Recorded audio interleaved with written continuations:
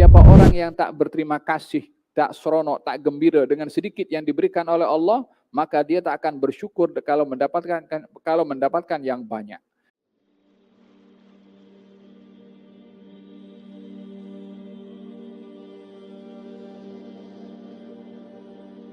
Dan bagaimana adab menerima hadiah daripada Allah Subhanahu wa taala. Katakan wahai Rasulullah Muhammad dengan anugerah, nikmat yang Allah beri. Dalam hal ini merujuk kepada nikmat yang besar. Nikmat yang besar adalah nikmat Islam. Nikmat yang besar adalah nikmat iman. Nikmat yang besar adalah nikmat Al-Quran.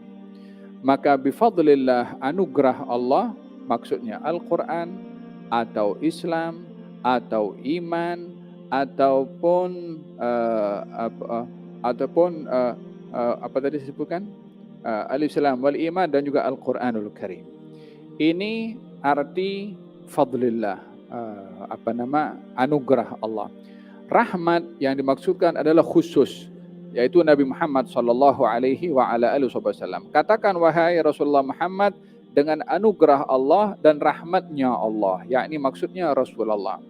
Walaupun Rasulullah itu bahagian daripada nikmat yang dalam fadl anugerah tadi, namun diasingkan oleh Allah Subhanahu wa taala agar supaya ianya menjadi nak dizahirkan secara khusus. Nikmat Nabi itu lain daripada Quran, lain daripada Islam, lain daripada iman, yang merujuk bahwasanya Quran, Islam dan iman itu kita tidak dapat mengetahuinya melainkan melalui baginda Rasulullah sallallahu alaihi wasallam. Jadi ayat itu maknanya, katakan wahai Rasulullah Muhammad dengan anugerah Allah, yaitu Quran, Islam dan juga iman, dan rahmatnya Allah, yaitu Rasulullah sallallahu alaihi wasallam, maka hendaklah kamu bergembira. Jadi adab seseorang itu bila mendapat nikmat daripada Allah, yang pertama adalah bergembira. Jangan tengok dulu nikmat itu sedikit atau banyak, kecil atau besar, tapi lihatlah siapa yang memberi nikmat itu. Walaupun semua pemberian daripada Allah tak ada yang kecil, tak ada yang sedikit. Walaupun kita memandangnya sedikit atau kecil, hakikatnya ia tidak kecil dan tidak sedikit.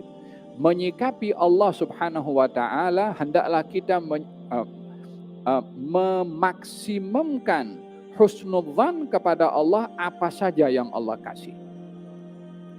Sehingga mereka ba'dhu salihin, kalau diberi oleh Allah Subhanahu wa taala sesuatu, walaupun dilihatnya sedikit, ia mengatakan galiluka la yugalu galilu. Sedikit daripada engkau wahai Allah bukan sedikit sebenarnya. Yani tidak ada yang sedikit dari Allah Subhanahu wa taala. Apa yang perlu kita sikapi kalau menerima nikmat daripada Allah, jangan dilihat berapa nilainya, berapa isi daripada kotak yang kita dapat daripada seseorang, yang itu juga nikmat daripada Allah Subhanahu wa taala. Jangan tengok kotaknya, jangan tengok isinya, tapi tengok datang daripada siapa. Kita kalau dapat hadiah daripada ibu kita, yakni orang yang kita letak di atas kepala, walaupun pen tu harganya RM2, tapi kalau diberikan oleh ibu, kita akan hargai semaksimum mungkin. Apa sebabnya? Sebab datang daripada orang yang paling kita sayang, orang yang paling kita sanjung.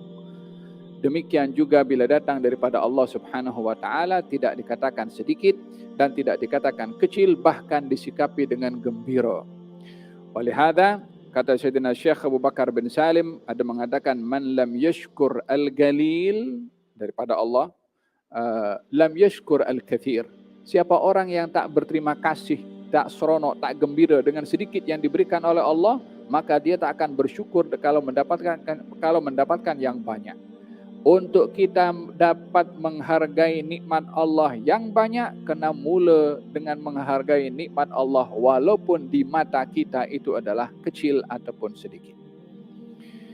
Faham tu? Walihada kata Syekh Abu Bakar bin Salim, masa didatangkan ada seorang perempuan datang membawa segenggam gandum untuk dia menyumbang.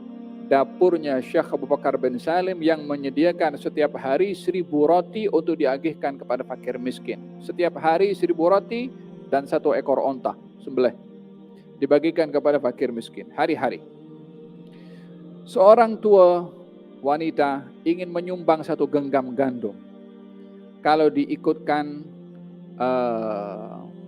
segenggam gandum ini mana nak dibandingkan? Nak jadi berapa roti segenggam gandum sementara setiap hari 1000 roti diagihkan?